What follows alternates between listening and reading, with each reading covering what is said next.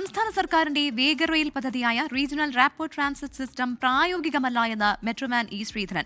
RRTS തിരഞ്ഞെടുപ്പ് stunt എന്നാണ് E ശ്രീധരന്റെ വിമർശനം. താൻ മുന്നോട്ട് വെച്ച അതിവേഗ റെയിൽ പദ്ധതിയാണ് കേരളത്തിന് അനുയോജ്യമെന്നും ഇ ശ്രീധരൻ പറഞ്ഞു. ഡൽഹിയിലുള്ള RRTS അത് കൺസീവ് ചെയ്തും അത് കൊണ്ടുവന്നൊക്കെ ഞാനാ. അതിൻ്റെ ഉദ്ദേശം സബർബൻ സർവീസ് സിറ്റിയിൽ കൊണ്ടുവരാൻ വേണ്ടിയിട്ടാണ്. അത് എങ്ങനെ ഒരു ഹൈ സ്പീഡ് കണ്ടിന്യൂസ് റെയിൽവേ ആയിട്ട് ചെയ്യാൻ പറ്റുമെന്ന് എനിക്കറിയില്ല. Technically it's not possible. ഇതിപ്പോൾ ഒരു സ്റ്റണ്ട് മതിയാ വെച്ചില്ല, ഒരു ഇലക്ഷൻ സ്റ്റണ്ട്. സിൽവർ ലൈൻ പദ്ധതി താനാണ് ഇല്ലാതാക്കിയതായെന്ന മുഖ്യമന്ത്രി പിണറായി വിജയന്റെ പ്രതികരണത്തിനെതിരെയും ഇ ശ്രീധരൻ രംഗത്ത് വന്നു. ഇല്ലാതാക്കിയത് ഞാനാണല്ലോ, അതും ഇതായിട്ട് പറഞ്ഞു. ശ്രീധരനാണല്ലോ മുടക്കിയത്.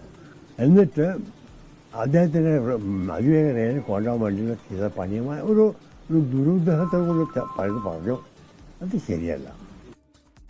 ഗോകുൽ കെ വേണുഗോപാൽ മലപ്പുറത്ത് നിന്ന് ചേരുകയാണ്. ഗോകുൽ, ഇന്നലെ മുഖ്യമന്ത്രി നടത്തിയ വിമർശനത്തിന് മറുപടി പറയുകയായിരുന്നു ഇ ശ്രീധരൻ. എന്തായാലും ഈ അതിവേഗ റെയിലും കെ റെയിലും എല്ലാം വലിയൊരു രാഷ്ട്രീയ വിഷയം കൂടിയായി മാറിയിരിക്കുകയാണല്ലോ ഈ തിരഞ്ഞെടുപ്പ് അടുത്തിരിക്കുന്ന സാഹചര്യത്തിൽ. എന്തൊക്കെ കാര്യങ്ങളാണ് ഇ ശ്രീധരൻ വ്യക്തമാക്കിയത്?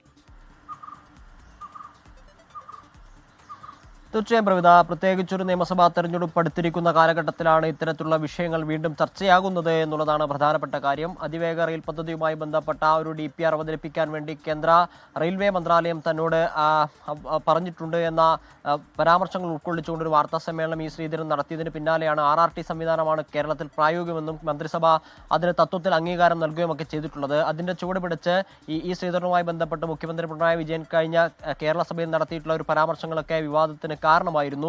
ഈ RRT സംവിധാനം കേരളത്തിന് അനുയോജ്യമല്ല, പ്രായോഗികമാകില്ല എന്നാണ് ഇ ശ്രീധരൻ ഇന്ന് വിശദമാക്കിയിട്ടുള്ളത്. കാരണം ഈ RRT സംവിധാനം എന്ന് പറയുന്നത് ഗ്രാമങ്ങളെ നഗരങ്ങളുമായി ബന്ധിപ്പിക്കുന്ന ഒരു സംവിധാനമാണ്. മാത്രമല്ല അതിന്റെ ശരാശരി വേഗത എന്ന് പറയുന്നത് പരമാവധി 70 മുതൽ 75 കിലോമീറ്റർ വരെയൊക്കെ ആയിരിക്കാമെന്ന് പറയുന്നു. 5 കിലോമീറ്ററും 10 കിലോമീറ്ററിനും ഇടയിൽ ഈ RRT സംവിധാനത്തിനിടയിൽ ഒരു സ്റ്റോപ്പുകൾ വരും. അതിനാൽ തന്നെ ഈ 150-160 കിലോമീറ്റർ വേഗതയിൽ ട്രെയിനുകൾക്ക് പോകാമെങ്കിലും അതിന്റെ ശരാശരി വേഗത കൈവരിക്കുന്ന സമയത്തേക്ക് തൊട്ടടുത്ത സ്റ്റോപ്പ് വരും എന്നുള്ള പ്രായോഗിക ബുദ്ധിമുട്ടുകളൊക്കെ അതിലുണ്ട്. അതിന് ബദലായി തന്നെയാണ് ഈ അതിവേഗ റെയിലുമായി ബന്ധപ്പെട്ട കാര്യങ്ങളിലേക്ക് മുന്നോട്ടേക്ക് പോകാൻ വേണ്ടി ഈ ശ്രീധരൻ തീരുമാനിച്ചിട്ടുള്ളത്. സംസ്ഥാന സർക്കാർ സഹകരിച്ചില്ലെങ്കിൽ കൂടിയും താൻ ഈ പദ്ധതിയുമായി മുന്നോട്ടേക്ക് പോകുമെന്നാണ് ഈ ശ്രീധരൻ പറയുന്നത്. കാരണം കേന്ദ്ര സർക്കാരിന്റെ കീഴിലാണ് റെയിൽവേ മന്ത്രാലയം എന്ന് പറയുന്നത്. കേന്ദ്ര സർക്കാരിന്റെ ഒരു സമ്മതം തനിക്ക് കിട്ടിയിട്ടുണ്ട്. അതിനാൽ ഓഫീസ് തുറക്കുന്ന ഉൾപ്പെടെയുള്ള കാര്യങ്ങൾ കേന്ദ്രീകരിച്ച് തന്റെ പ്രവർത്തനങ്ങൾ മുന്നോട്ടേക്ക് പോകുമെന്നും ഫെബ്രുവരി 15 ജനങ്ങൾക്കുണ്ടാവുന്ന പ്രശ്നങ്ങളെ സംബന്ധിച്ച് അല്ലെങ്കിൽ ജനങ്ങളെ ബോധവൽക്കരിക്കാൻ ആവശ്യമായിട്ടുള്ള നടപടികളുമായി ബന്ധപ്പെട്ട പ്രവർത്തനങ്ങൾ താൻ മുന്നോട്ടേക്ക് കൊണ്ടുപോകുമെന്നുമാണ് ഈ ശ്രീധരൻ പറഞ്ഞു വെക്കുന്നത്. 2010 മുതൽ തന്നെ അതിവേഗ റെയിലുമായി ബന്ധപ്പെട്ട ചർച്ചകൾ ആരംഭിച്ചതാണ്. ജപ്പാൻ വിദഗ്ധർ ഉൾപ്പെടെയുള്ള ആളുകൾ വന്ന സമയത്ത് ചർച്ചകൾ നടത്തുകയും 2016 അതുമായി ബന്ധപ്പെട്ട DPR സമർപ്പിക്കുകയും ഒക്കെ ചെയ്തതാണ്. പിന്നീടാണ് അതിലൊരു മാറ്റം വരുത്തി കെ റെയിൽ എന്ന സംവിധാനവുമായി മുന്നോട്ടേക്ക് പോകാൻ വേണ്ടി സംസ്ഥാന സർക്കാർ തീരുമാനിച്ചത്. കെ റെയിലുമായി ബന്ധപ്പെട്ട പ്രശ്നങ്ങളൊക്കെ തുടങ്ങിയ സമയത്ത് അതിന്റെ സാങ്കേതിക പ്രശ്നങ്ങളൊക്കെ ചൂണ്ടിക്കാട്ടി മുഖ്യമന്ത്രിക്ക് കത്തയച്ചിരുന്നു. മുഖ്യമന്ത്രിയുമായി ചർച്ച നടത്തിയിരുന്നു. അതിനു പിന്നാലെ കെ റെയിലിൽ നിന്ന് മാറ്റം വരുത്തി മറ്റൊരു സംവിധാനവുമായി മുന്നോട്ടേക്ക് പോകാമെന്ന് മുഖ്യമന്ത്രി തന്നോട് പറഞ്ഞിരുന്നു എന്ന് ഈ ശ്രീധരൻ പറയുന്നുണ്ട്. ഈ ശ്രീധരൻ അതിന് പ്രകാരം മുഖ്യമന്ത്രി കേന്ദ്ര സർക്കാരിനോട് കത്തയക്കാൻ വേണ്ടി ആവശ്യപ്പെടുകയും എന്നാൽ ആ കത്തയക്കാൻ കാലതാമസം ഉണ്ടായതിന് പിന്നാലെയാണ് താൻ നേരിട്ട് ഈ അതിവേഗ റെയിൽ പദ്ധതിയുമായി മുന്നോട്ടേക്ക് പോകാൻ തീരുമാനിച്ചത് എന്നുമാണ് ഈ ശ്രീധരൻ പറയുന്നത്. പക്ഷേ അതിപ്പോൾ ഒരു തെരഞ്ഞെടുപ്പ് കാലമാവുന്ന സമയത്ത് വീണ്ടും വലിയ വിവാദങ്ങൾക്കും ചർച്ചകൾക്കും ഒക്കെ കാരണമാകുന്നു എന്നുള്ളതാണ് പ്രധാനപ്പെട്ട കാര്യം. കാരണം ഇതിന്റെ ക്രെഡിറ്റ് ഏത് രീതിയിൽ പോകുമെന്നുള്ളതിനെ സംബന്ധിച്ച ചർച്ചകൾ വരും ദിവസങ്ങളിൽ ഉണ്ടാവാൻ സാധ്യത ഉള്ളതിനാലാണ് ഈ രീതിയിലൊരു പ്രസ്താവന അദ്ദേഹത്തിന്റെ ഭാഗത്തുണ്ടായിട്ടുള്ളത് എന്ന് വേണം മനസ്സിലാക്കാൻ. പ്രത്യേകിച്ചും കഴിഞ്ഞ ദിവസം ഈ ശ്രീധരന്റെ പേര് പരാമർശിച്ചുകൊണ്ട് ഒരു പരോക്ഷ വിമർശനത്തിന് മുഖ്യമന്ത്രി തയ്യാറായ ഒരു സാഹചര്യത്തിൽ കൂടിയാണ് പോയിക്കൊണ്ടിരിക്കുന്നത്. ഈ ഘട്ടത്തിലാണ് ഈ RRT സംവിധാനം എന്തായാലും കേരളത്തിന് അനുയോജ്യമാകില്ല, ഇതൊരു തെരഞ്ഞെടുപ്പ് സ്റ്റണ്ടാണ്, ആരാണ് മുഖ്യമന്ത്രിക്ക് ഈ ഒരു ഉപദേശം നൽകിയത് എന്നതിനെ സംബന്ധിച്ച ചോദ്യങ്ങളൊക്കെ ഉയർത്തിക്കൊണ്ട് ഈ ശ്രീധരൻ രംഗത്ത് വന്നിട്ടുള്ളത്. സംസ്ഥാന സർക്കാരിനെ പിണക്കിക്കൊണ്ട് ഈ പദ്ധതിയുമായി മുന്നോട്ടേക്ക് പോകാൻ സാധിക്കുമോ എന്ന ചോദ്യത്തിന് തീർച്ചയായും സാധിക്കുമെന്ന് ഈ ശ്രീധരൻ പറയുന്നുണ്ട്. ഭൂമി ഏറ്റെടുക്കൽ തുടങ്ങിയ കാര്യങ്ങളിൽ മാത്രമാണ് സംസ്ഥാന സർക്കാരിന്റെ ഒരു ആവശ്യം ഈ അതിവേഗ റെയിൽ പദ്ധതിയുമായി ബന്ധപ്പെട്ട ആവശ്യമായി വേണ്ടിവരിക. മറ്റു കാര്യങ്ങൾക്കൊന്നും സംസ്ഥാന സർക്കാരിന്റെ ആവശ്യം വേണ്ടിവരില്ല. അതിനാൽ തന്നെ ഇതിന്റെ പദ്ധതികളുമൊക്കെയായി മുന്നോട്ടേക്ക് പോകുന്ന സമയത്ത് ആരായിരിക്കും ഇവിടെ അധികാരത്തിൽ ഉണ്ടാവുക എന്ന ചോദ്യങ്ങളൊക്കെ ഈ ശ്രീധരൻ എന്തായാലും ചോദിക്കുന്നുണ്ട്.